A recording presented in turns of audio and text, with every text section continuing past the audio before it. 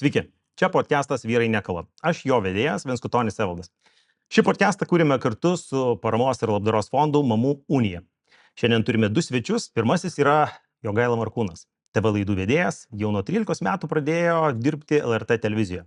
Renginių organizatorius ir Jogaila yra 3 vaikų tėtis. 25, 8 ir 6 metų vaikų tėtis. Ir antrasis svečias yra Kęstutis Vinciūnas. Techninis vadovas IT kompanijoje, augina 2 mergaites, 8 ir 5 metų, kurias Kęstutis labai mėgsta vadinti didvyrė ir čempionė.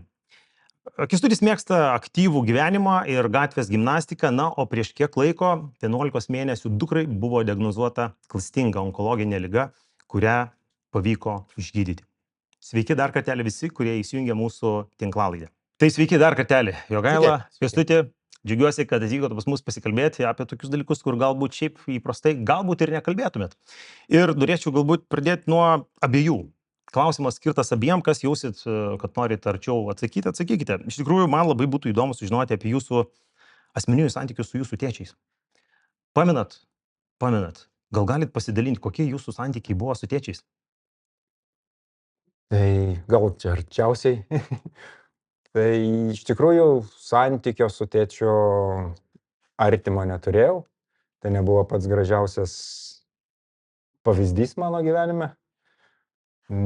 Tėtis turėjo, kaip aš vadinau, savų problemų, kurias neturėjo turbūt noro, laiko ir drąsos savo prisipažinti ir spręsti. Ir to gerojo pavyzdžio neturiu. Tai teko mokytis pačiam su savo vaikais, iš savo vaikų, žiūrėti juos ir kaip į veidrodį ir iš jų semtis tos gerosios patirties ir žinių. O kokios galėjo būti tos tėčio problemos, kurios įvardinamos ar ne? Tai yra, aš taip manau, jis buvo labai ganėtinai uždaras. Ir tas dalykas, kad žmogus bėgo nuo savęs, ko pasiekoje vyko savęs destrukcija ir bėgo turbūt nuo vaikystėje patirtų traumų. Tai galėjo persiduoti ne tik tau, bet galbūt... Tai, kaip sako, tas dabar sukasi žodis pattern, angliškas,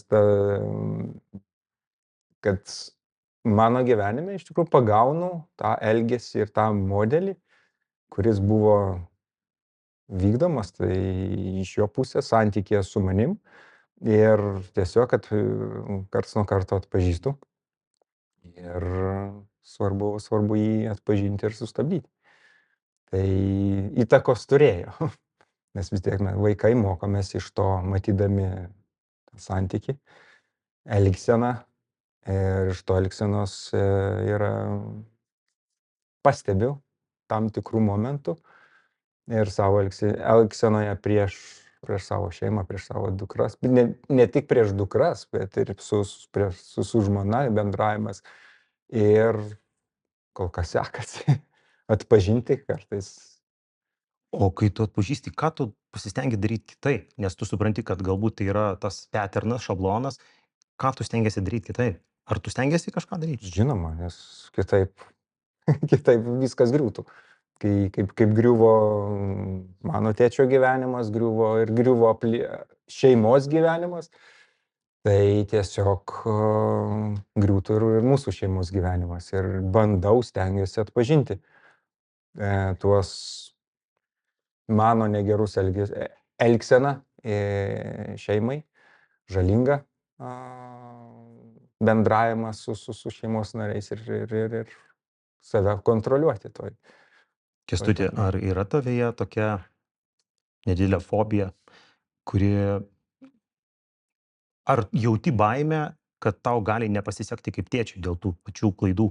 Taip, yra ir dažnai pagalvoju, o kas jeigu iš tikrųjų ne viską matau, ne viską sustoja ir būna momentų, kad pastebi savo elgseną ir po kurio laiko supranti, kas čia įvyko. Ir tada tokia ir graužatis, ir sunkumas, ir būna ir baimė, o kas toliau, kaip tai paveiks ateityje. Bet iš kitos pusės tada nusiramini, pagalvoji, kad tuo momentu darau geriausia, ką aš galiu šiuo momentu. Ir kaip ir mano tėvai ir tėtis, iš tikrųjų, jis kitaip nemokėjo, jis darė geriausia, ką jis moka. Tai suprasdamas taip, truputį savo ir atleidi, bet vis pergalvoji, persvarstai, kaip čia dabar kitą kartą toj situacijoj ir taip toliau elgtis. Ir čia nėra, kad taip praėjo ir bus. Tai pastovus mokymasis, pastovus procesas. Jogaila, kokia tavo bazė santykių su tavo Labai čia, tėčiu? jūs labai žiauriai gili laida. Aš bijau, kad jūs labai padarėt klaidą mane pasirinkę, nes man yra viskas lengvesnis temos, yra ženkliai lengviau negu sunkesnis. Aš mąstau galbūt vieną kartą per ketvirtį, galvoju vieną kartą per mėnesį ir analizuoju tai labai retai. Bet atsakant į klausimą, kaip, labai paprasta viskas. Aš netekau savo tėvo, kai man buvo 11 metų, dar nebuvo 11 metų, jis žuvo autokatastrofai. O kadangi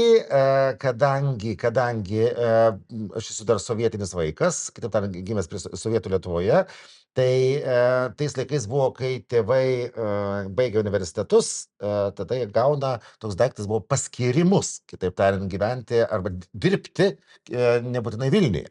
Nors abudu tėvai yra iš Vilniaus, bet mano tėvas pasirinko, gavo paskirą, vadinkim taip, dirbti advokatų Molėtuose. Ir tokio susisiekimo, kaip kad dabar yra tempai, greičiai, taip toliau, tais laikais nebūdavo. Tai iki tų 11 metų aš su mama gyvenau Vilniuje, mano tėvas atvažiuodavo mūsų aplankyti savaitgaliais. Ir tai, jeigu nebūdavo darbų kažkur tenai. Tai va, tai santykių nėra. Ir nebuvo, ir tai yra, nežinau, aš neanalizuočiau, bet žinot, kad 11 metų tu kažką tai per miglą atsimeni, kultūringas žmogus buvo, viskas tvarkoje, laikraščius skaitė, ta prasme, tai ir galiu pasakyti apie savo tėvą, bet šiaip tai ta prasme, kad ar kažkoks tai šleifas, ar kažkokia energija, ar kažkas tai iš tos serijos, kad aš ką gero gavau, tai žinot ką, tai gavau visą fotolaboratoriją po jo mirties. Ta prasme, ryškintuvas, didintuvas, tenai vonelės, pincetai, ryškalai, fiksažai ir visa kita gyvenime. Išmokai naudoti? Jo, viskas tvarkoja. Laboratorija buvo įsirengęs. Bet dabar galvoju, aš jas gavau irgi su tam tikra sąlyga, kad aš praeisiu pirmąją komuniją. Močiutės tau sakė, gausi tą reikalą, jeigu tu praeisi tą pirmą komuniją. Tai viskas buvo susitarimų sąlygų klausimas. Taip, kad čia.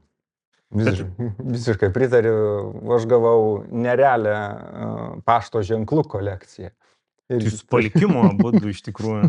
Tai kažkodėl tie ženklai buvo, sakysiu. Aš irgi tą porą albumų turiu, bet kažkaip tai stipriai nevertino to reikalo. Žvėriukai kažkokie, centralinė počta SSSR. O jeigu tu, mes žinom, tokia yra tavo faktas tavo gyvenimo istorijoje, tu nuo 13 metų pradėjai, Jogaila, dirbti. Ten, man atrodo, televizijoje pradėjai kažkokius pirmus žingsnius ir lyg tais pinigus jau gavinėjai už tai. Tai aš pinigus negavinėjau, viskas gerai su tais pinigais. Turiu minį, mano dėdė dirbo diplomatinėje tarnyboje Amerikoje ir man siųsdavo Sport Illustrated, Times žurnalus ir aš kažkaip taip man 11 metų gimtadienio proga padovanojo spausdinimo mašinėlę. Aš nežinau, ar naujoji karta žino, kas tai yra iš viso. Ir aš pradėjau spausdinti ir versti tuos straipsnius iš anglų kalbos į lietuvių ir duodavo visokiausiams keistiems žurnaliukams arba laikraščiams, kaip Lietuvos pionierius, kaip Jaunimo gretos, kaip tarybinis sportas, kaip Žvaigždutė, kaip ten belekas gyvenime. Tai tas epizodas, toj vietoje labai gerai gyvenau iš piniginių perlaidų. Po to atėjo mokyklos direktorius ir sako, kas moka spausdinti mašinėlę. Man buvo 13-14 metų. Sakau, 15. Sakau, tai tipo aš moku. Tai sako, gal nori dirbti pas mane, reiškia, raštinėje, spausdinti raštus. Sakau, taip. Ir aš gaudavau, dabar galvoju, 50 rublių ant popieriaus tais laikais. Ir tie durniai rusai turėjo šitą mokestį, vadinasi, viengungio mokestis. Ta prasme, man atrodo, rublį kainavo, ta prasme, iš tavęs išskaičiuodavo, kad tu kur bjaurybė to ląstelė mažiausia, reiškia, tarybinės santvarkos, kur šeima, reiškia, tada nereikės mokėti rublių, reiškia. Tai aš gaudavau 44 rublius, reiškia, kešų ir tais laikais tai gaudavosi, kad mokyklos bufete buvau multimilionierius. Taip, kad čia tų darbų buvo. Logiškai. Ta prasme, mes gyvename trise: močiutė, mamos mama ir mama. Aš brolių seserų neturiu. Ta prasme, kad suprantama, kad močiutė jau, ta prasme, o mama, nu, į darbą kiekvieną dieną sąžiningai. Nu, tai kažką veikti reikia. Turiu menį, kad ir tu sėdėt be veiklos, bimbinėti arba malti še, nu, kažkaip man buvo nesuprantama. Tai labai džiaugiausi savo tą veiklą, kai po mokyklos arba per pertrauką, tai, nu, į savo raštinę, vadinkite, spausdinau raštus, su elektrinė tokia spausdinimo mašinėlė, viskas valio, reiškia, po to ten verčiu tos straipsnius iš vakarų spaudos, kas yra apie sportą, bet dar kažką. Taip, kad, nu, tos veiklos buvo visą gyvenimą ir visą laiką. Ir po to atsirado ir televizija, ir, kitaip tariant, kur įkišau koją, tarp daryti, stengiausi jos neištraukti. Kaip 13 metais tikriausiai turėjai kažkokių tai, nu, tokių, žinai, feilų, nes, nu, kaip tu negali žinoti visko. Buvo kažkokių tokių dalykų, ypač televizija. Tiems laikams feilai toks labai keistas daiktas buvo, reiškia, nu, nežinau, ar buvo. Iš tų laikų pozicijų žiūrint į tos feilus, tai gal tau nepasakydavo, kad tu padarei feilą, gal čia atleisdavo kaip vaikui, specialiai jokių šunybių nedarydavai, jokių nesąmonę nekrėsdavai, ten iš pamokų bėgdavo tvarkingai, spinas mokyklose su degtukais užkaišydavo tvarkingai.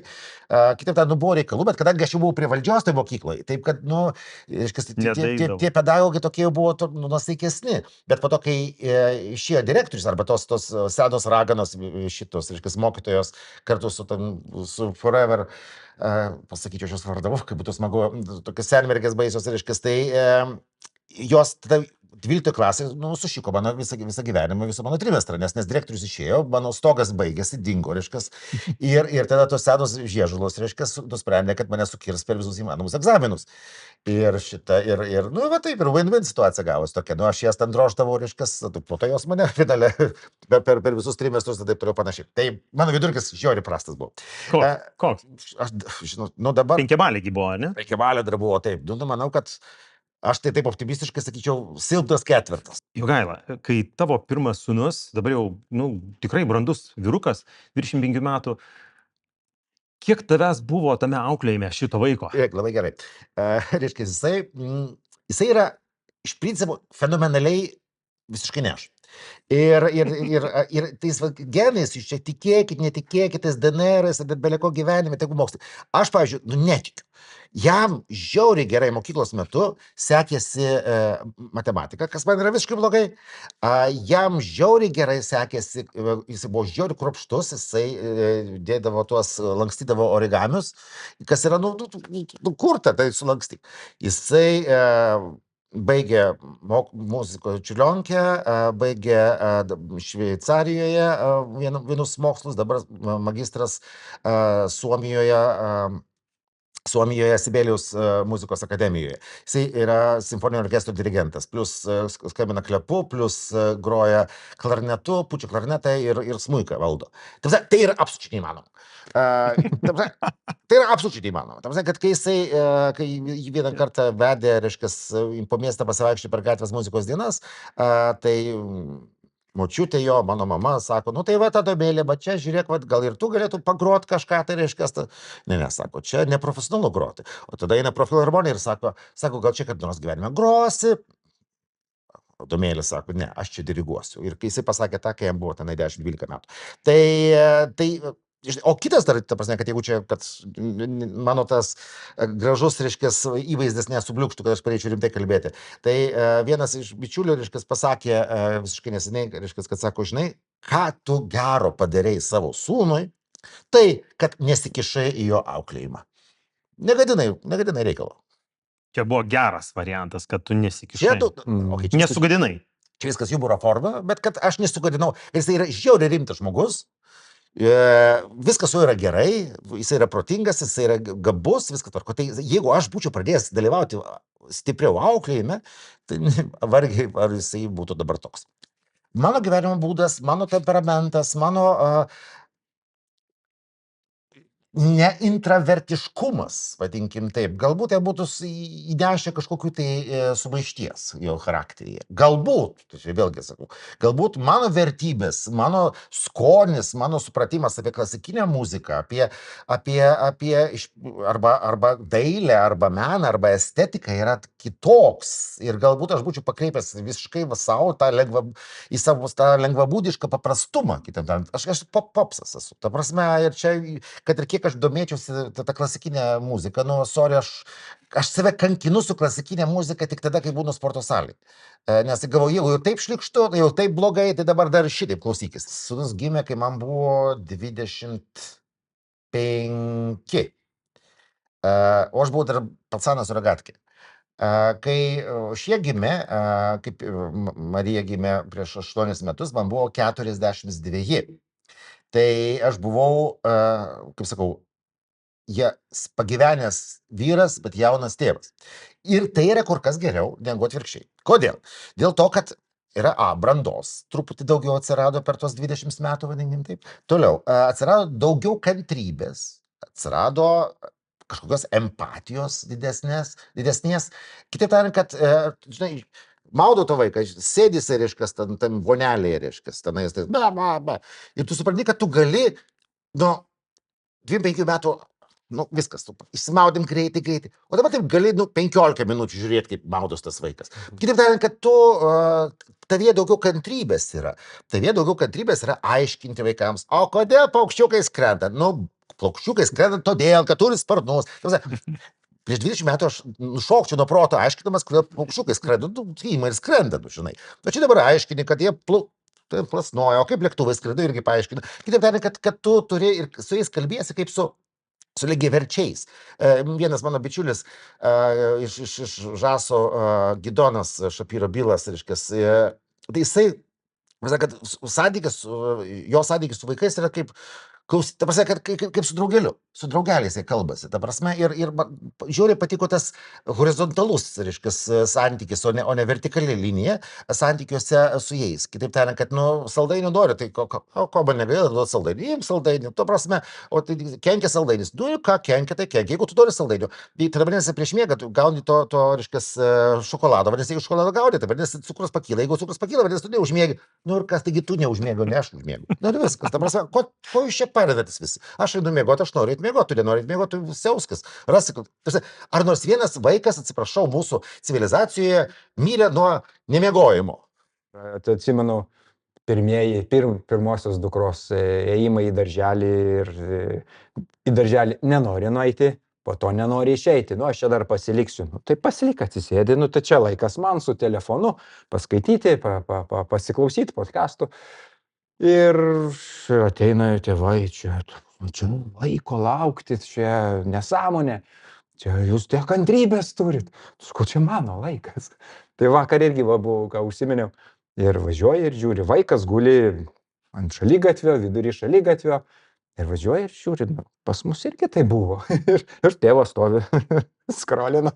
Kaip mano čianais dabartinio tėčio išdava, ar čia yra tas senasis mąstymas tėčio, ar ne, kad, paleidžiu yra kaip yra, neapsikraunu. Nes man O kam krautis, ta prasme, nesuprantu. Aš taip irgi turiu vakar istoriją, buvo, atvedžiau vaiką į imtynės, jisai ten bando lankyti, ten toks truputį posovietinis, reiškias, mąstymas ir tas sporto klubas, tos keistesnis, reiškias, valdiškas, tai ir vaikas numatau, kad nenori. Ta prasme, jau pradeda lūpą trukčių, tu dar kažkas gyvenime.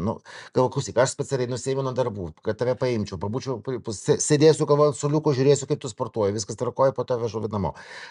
Ir vaikas nenori. Ta prasme, ir galvoju, o tai kodėl mes, ir kur ta riba priversti eiti, tarkim, sportuoti, ir kur ta riba pasakyti, nenori, nereikia, video meškerės, viskas, kraunamės daiktus, ta prasme, ir kur, kada reikia tas balansas, man dukra lanko gimnastiką, ten irgi toks keistas epizodas, ta prasme, nori, gražu, ir po to triukšt atsibosta. Tai ar aš turiu ieškoti motyvacijų, pavyzdžiui, senelė atiduoda po 10 eurų už kiekvieną treniruotę, kas yra smerktinas dalykas, teoriškai. Papirkinėja, o aš neduodu, tai vadinasi, aš jau blogas esu, o senelė yra geri, faini, valio, tai žinai, tai vėlgi, tai koks turi būti santykis su privaloma padaryti, laisva demokratija. Šiandien skaičiau labai fainą anekdotą.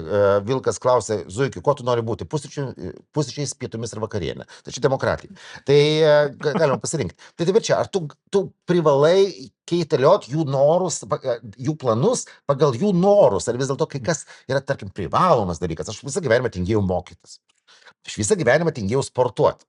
Irgi logiškas dalykas. Bet kažkaip tai mane privertė, aš nesuprantu, kodėl plaukti tame baseine. Kažkaip privertė pabaigti mokyklą ir netgi 3 kartus įstoti į universitetą. Tai, bet, sukėjai ar nesukėjai. Tai čia daug tokių klausimų, kuriuos, tik tai ir nieks nepasakys nei hipotetiškai, nei belia kaip gyvenime. Tiesiog tas atsakymas ateis tada, kai jisai ateis. Ir nereikia jo ieškoti tada, kai jo tiesiog nėra po ranką. Jogaila neieško atsakymų, ta prasme, paleidė, aš suprantu, o Tai aš Kęstuti? manau, kad čia ankstesnios kartos tėvų, manau, kaip tai, kad yra atvirkštinis, kad yra, tu būk vyras, neverk, tu žiūrėk, kaip elgiesi, tu taisyklės, jeigu čia pradėjai eik ir panašiai. Tai jo, ir pykčiai dėl to, kad būtent mane irgi, kaip sakyti, gabiai šokau, liaudės šokius ir tiesiog man vieną dieną tiesiog jie nusibodo. Tai gal dar porą metų štempiau vien dėl to, kad, čia, kaip sakyti, nes pyks tėvai.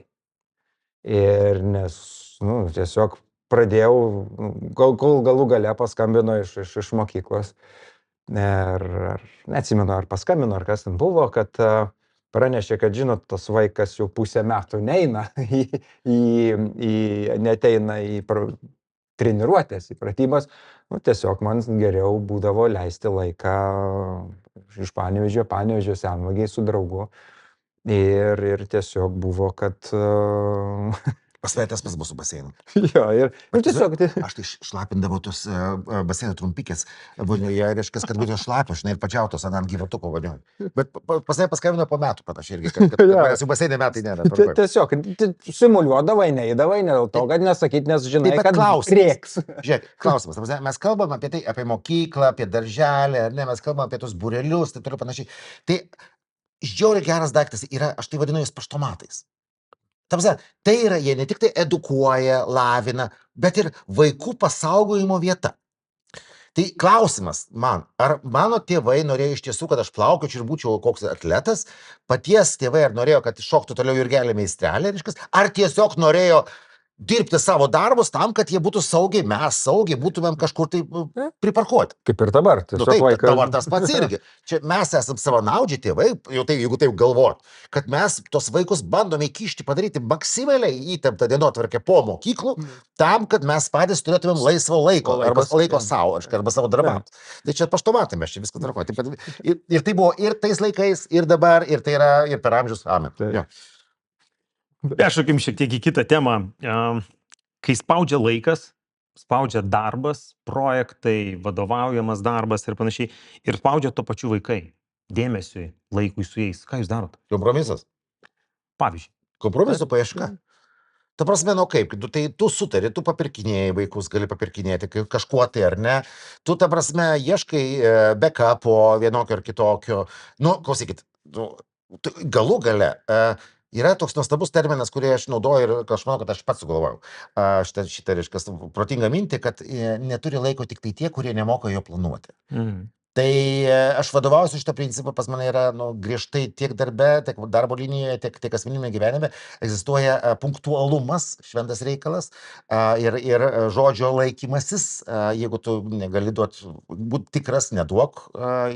Tu, jeigu negali paimti vaiko, nuvežti, tau maišys darbai, tu taip ir sakyk, tu ieškok variantų, bet tai yra, manau, kad tai yra elementariausia logistikos grandinė, kuri turi būti sustiguota ir veikianti. Jeigu yra, aš žinau savo grafikus, tikrai žinau iki Liepos 2 pusės. Kitaip tariant, kad tai yra 4-5 mėnesiai į priekį, tai yra viskas man clear, aišku, žinau, kur aš skrendu, žinau, kur aš būsiu, žinau, koks vakarėlis, jeigu netyčia pasitaikys, tai čia tai dar geriau nuo to. Bet esmė tame, kad yra grafikai. Ir tu privalai būti disciplinuotas savo laiko klausimu iki negalėjimo.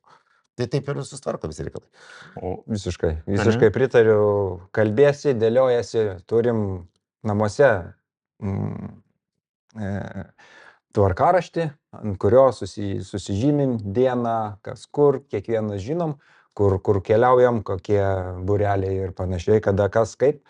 Ir tiesiog tariesi ir tas yra laikas suderinamas. Ten ir darbe yra, dabar darbas yra toks, kad tu gali susiderinti darbą ir darbo metu ir padaryti ir vakare, ir naktį, ir kada nori. Ir vat, būtent vat, lygos atveju, tai aš dirbau, nes negali pusę metų, 8 mėnesius negali tiesiog išeiti iš darbo ir būti su šeima. Tiesiog dirbi, dieną būni ligoniniai, naktį dirbi. Ir dabar šeimoje irgi susitari, yra laikas, nuvesčiau, parvesčiau, nuvesiu ir suderini. Va, bet aš va tada vakare pasimsiu savo laiką. Aš dirbsiu, atidirbsiu ir suderinama ir tas veikia. Pilnai. Su kuo Jogaila tau sunkiau susitarti? Su berniuku namie ar su mergaite? Sunkiau susitarti su berniuku turbūt, nes dar mažas, manau, ta prasme, kad su amžiumi ateina ir protas, bet ir gudrybės ateina.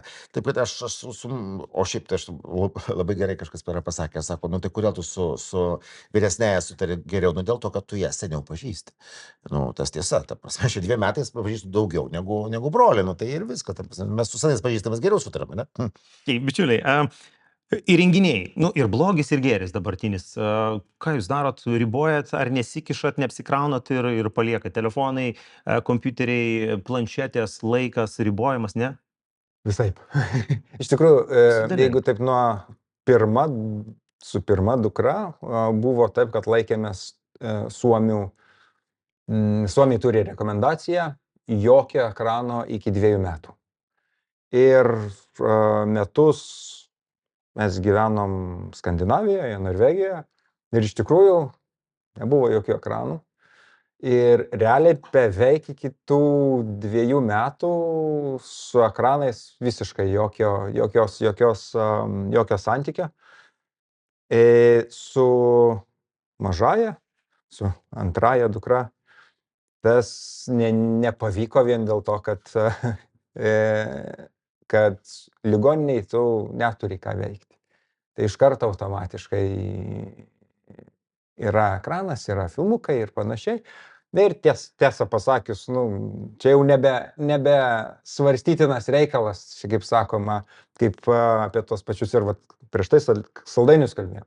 Duoti saldainį neduoti. Duokit, nes tas saldainis gali išgelbėti vaikui gyvybę, nes vaikas tiesiog nieko kito nevalgo. Ir jis gali nuo alkio tiesiog numirti, nes jisai tiesiog nieko nepriima. Tai čia tiesiog nuo to buvimo ir matymo aplink tokių kartais nelabai džiuginančių įvykių ir panašiai vaizdų tiesiog vaikas privalo. Tai šitoje vietoje su antraja dukra ji nuo mažumės nėra. Bet turim susitarimą, irgi viskas yra susitarime, kaip ir su tvarkarašiais, kad yra filmų vakaras, yra susitarę, kada žiūrėsim, kaip žiūrėsim. Ir kai susitari ir kai tu pasitiki ir tu pasakai, kad wow, susitarėm, pasitikiu ir uždėjęs dėl viso piktą apribojimus iš techninės pusės, bet matau, kad nereikia, kad galima susitarti ir galima ir jos puikiai supranta taisyklės ir jų laikos. Jogaila. Identiškai tas pats. Ta prasme, viskas pabosta. Ta prasme, tiktokai, visi YouTube'ai, belekas gyvenime, ir tas pabosta vaikams. Jūs galvojat, kad nepabosta? Pabosta. Dabar, nes tai padovanojame šitą Nintendo Switch, reiškia, ten. Tai, nu, kiek tu gali varinėti? Aš nustebęs esu, ta prasme, kad jaunimas pažadė valandą, reiškia, ir padėjo. Viskas ar atsibodo ir nuėjo Lego konstruoti. Kitaip tariant, kad tai, nu, kaip jūs kalbėjau, saldainiais tu irgi esi persivalgęs, persisotini. Taip ir čia yra, ir dar kita yra gudrybė, nu, kad mūsų auklėjimo politika yra tokia, kad tai yra neatsiejama komanda, kad nėra vienas pas vieną senelį, vienas kitas pas kitą tėvelį, tai turiu panašiai, kad jie yra kartu, jie yra nedaloma, išskyrus kokios lygos atveju, reiškia, jeigu vienas susirga, tai kitas išskiriamas. Bet šiaip tai O kai telefonas, pavyzdžiui, tarkim, mano vienas yra, nu tai tą YouTube'ą, reiškia, ten scrollinti kaip ir arba vienas gali, arba kitas gali, reiškia, ypač kelionių metu.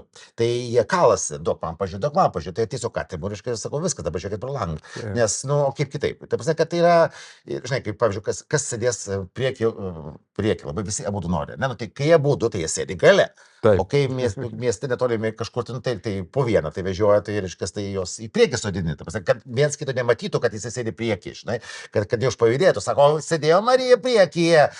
Nu, tai aš kad prieš, numetu tą kėdutę į galą. Tai vien žodžiu, tai tais daiktais aš nematau jokios tragedijos. Jeigu čia mūsų bobutės sakydavo, Jėzus, koks jaunimas auga.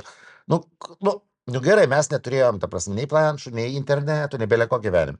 Tai dabar ką, irgi mums sakyt, koks jaunimas auga, vien tik tai nosis telefonas. Ne, nu tai yra natūralu, tai yra klasikinis progresas, tai klasikinis gyvenimo judėjimas spirale į viršų ir čia daryti tragediją, kad dėl žalingos informacijos, tai tas tiesa, bet mes ne apie tai kalbame, mes kalbame iš principo apie tą šokoladą, skaitmeninį šokoladą, kuriuo jie pasisotina, reiškia, žiūrėdami ten kažką, tai tu kažkoks, tai, žinai, tu žiūri, aišku, žiūri, ką jie žiūri, ta prasme. Taip, sakei, kad... Viskas ten tvarkoja, all McDonald's, having farm, jo, nu ir viskas, ta prasme, kad nematau tragedijos. Pas mane kitaip, aš ten saugau iš tikrųjų, nes visokių pas mane gali jie per naktį beveik sėdėti ir žaisti, vat aš dėl to galvoju, girdžiu, ką tu sakai ir man taip, nu, nesueina, mano gali ilgai žaisti, vat man dėl to buvo įdomu, kaip kiti tėčiai reaguoja šitus dalykus ir kaip yra kitose šeimose, nes manau, kad vis tiek tendencijos yra panašios. Manau, kad tikrai taip. Panašios. Paauglystėj bus ir kitaip, nes kol kas dabar 8 metai, gal vis vyriausiai 8,5, tai kaip paauglystėj bus, tai pažiūrėsim tada ir pašnekėsim. Jo, su kiekvienu amžiumi ateina kitos problemos ir kiti iššūkiai. Kęstuti, tavo dukrai buvo nustatyta neuroblastoma. Jūs ėjote tam tikrą kursą, tikriausiai tu gali geriausiai papasakoti, kas tai tokio, su kuo susidūrėt. Geriausiai turbūt gali papasakoti mano žmona. Tai ji gyveno su dukra ir ji vis per ją viskas ėjo. Aš, kaip sakyti, užėmiau tą kitos pusės, tai yra, nes dar yra kita dukra vyresnė, kuri nemažiau esantis vaikai, kurie yra ne ligos paveikti, jie ne ką mažiau pergyvena, ne ką mažesnį, pas juos yra ta trauma tokia. Tai jiems baisu, kas čia vyksta. Ir užėmiau aš tiesiog fokusas į ją ir mano dėmesys jai su ją ir panašiai ir taip toliau. Tai neuroblastoma yra tokia liga. Yra nervinio audinio blasta ir ji pakankamai klastinga. Ji yra iš tikrųjų gimstama su ją ir kuo anksčiau nustatoma, tuo lengvesni padariniai. Ir kuo vėliau nustatoma, tai yra jau kritiška. Ir išgyjamumo procentas yra, kai sužinai ir paskaitai apie tai ir tada pradedi galvoti, o kodėl ne leukemija? Kodėl ne kraujo navikas? Tai kodėl? Bet iš kitos pusės tą priimi kaip iš pradžių toks, kas čia vyksta, nelabai, kaip ir supranti, bet kaip ir nesupranti, tokiam rūke. O paskui tiesiog buitis, rūpestis, dėmesys į darbą, į šeimą, į kitą dukrą, tas tiesiog sukasi ir tiesiog gyveni su tuo ir tiesiog sukiesi. Kai jau atlėksta, tada jau pradeda mušti tas toks, kaip sakyti, jetlagas, kaip sakoma, tas vėlinimas atsiranda. Ir tada, aišku, aš labai intensyviai sportavau ir mėgstu tą aktyvų ir viskas baigėsi. Ir kaip nukirsta viskas. Ir po to vėl eiti į tą aktyvų gyvenimą ir vėl sugrįžti ir sugrįžti į tą prieš tai buvusias rutinas pakankamai sudėtinga buvo. Ir užtruko metus, kelis metus, kad grįžti į tą, kaip sakau, į save. Tai, bet irgi, tai yra vėl dirbi su savim, galvoji, kaip čia, kas čia, viskas, kad kaip yra, taip yra. Atsakai tiesiog į klausimą ir tai yra irgi tam tikras išmokimas, bet priimti, prieš tai labai gerai pasakė, kad tai yra atskiras žmogus ir tu nežiūri, kad čia, bus kaip bus. Tai yra, jeigu jis laimingas, tai ko man čia, kaip sakyt, jau buvo ir iš giminės, kurie jau puolė net po laidoti jau. Tai buvo, kad tai čia dažnose šeimose, kad girdim iš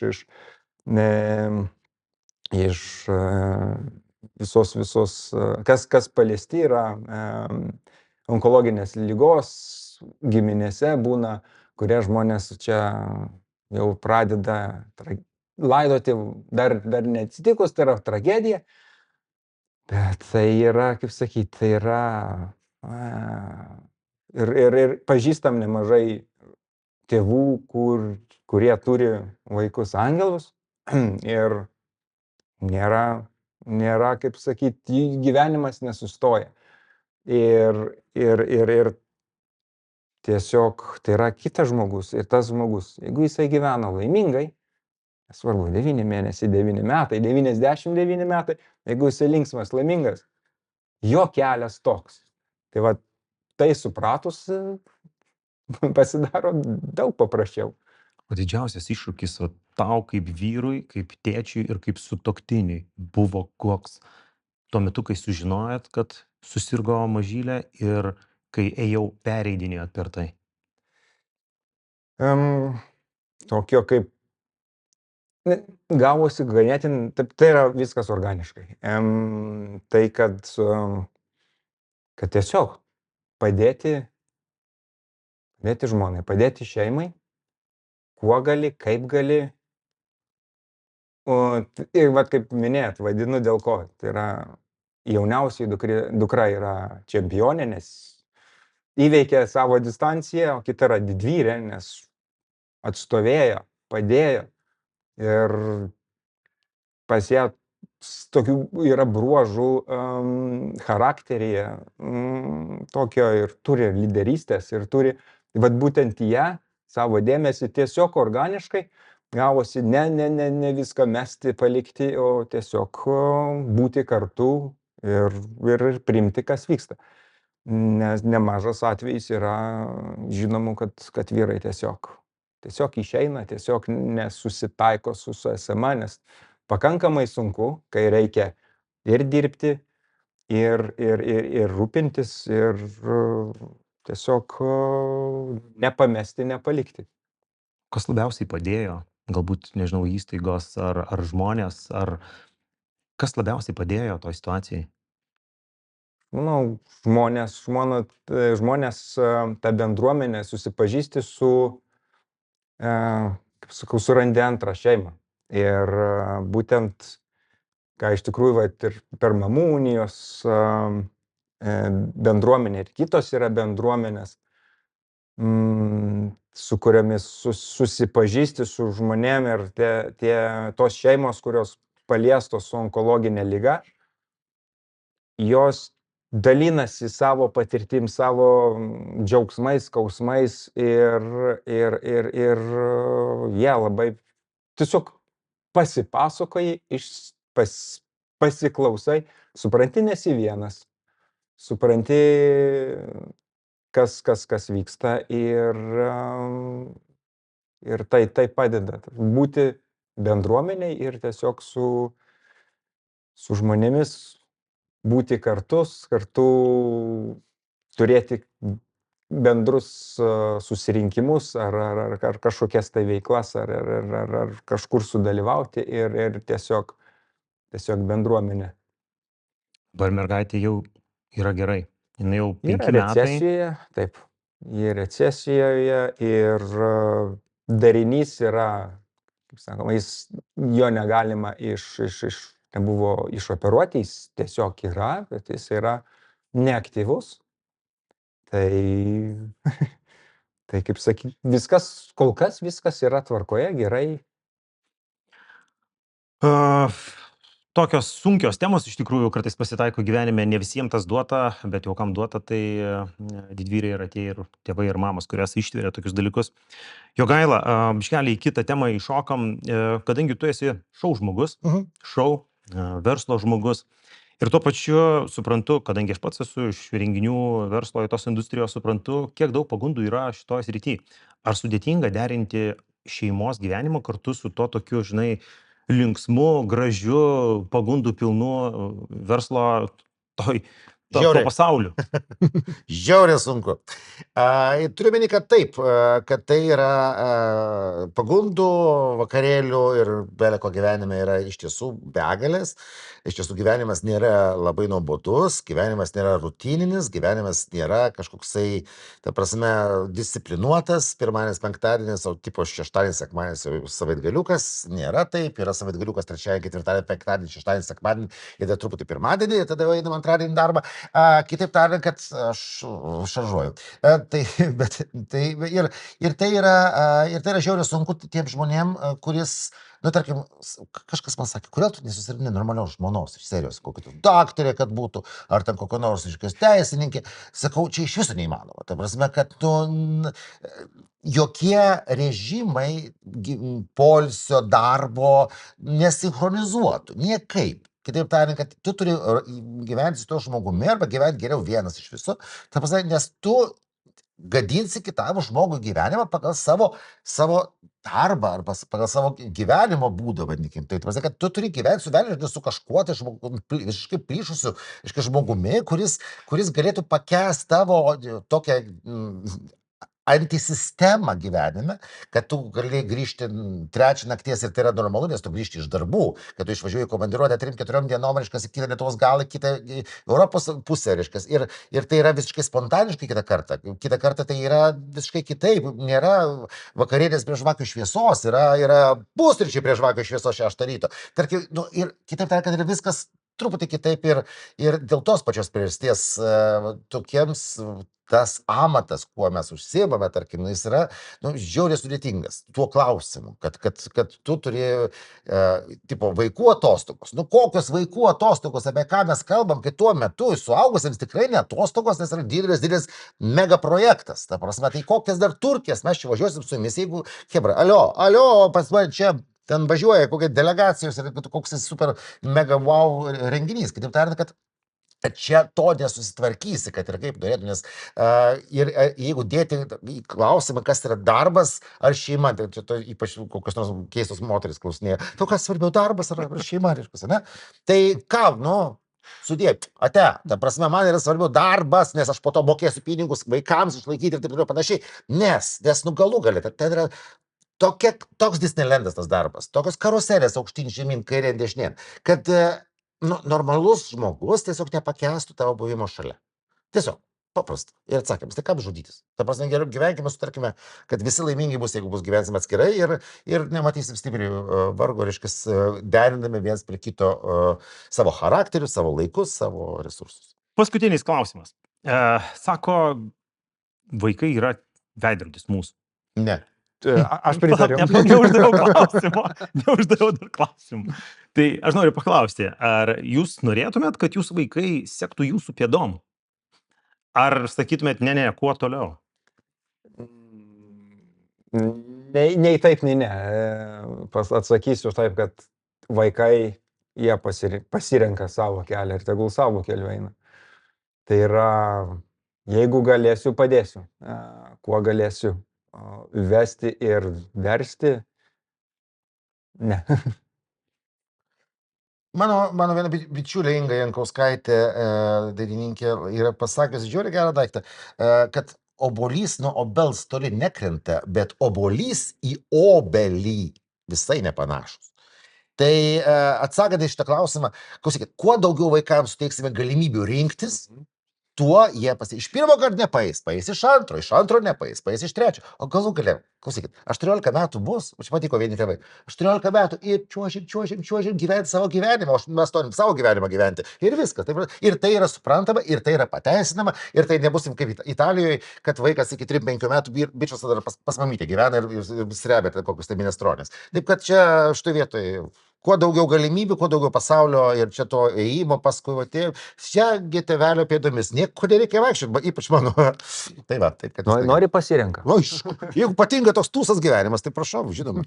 Jeigu Jogailos vaikai žiūrės šitą podcastą, tai žinokit, kad jūs gyvenat pas tėtį iki 18 metų. Ir po to einam. Gerai, ačiū bičiuliai, iš tikrųjų, kad apsilankėt.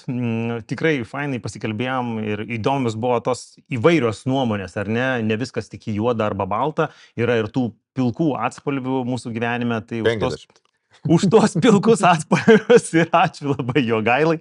Na, o mes iš tikrųjų atsisveikinam tikriausiai iki kito podcast'o, iki kitos laidos su naujais pašnekovais, kur vėl gvildensim, ieškosim kažkokių sprendimų ir tų pačių problemų vyrų gyvenimuose.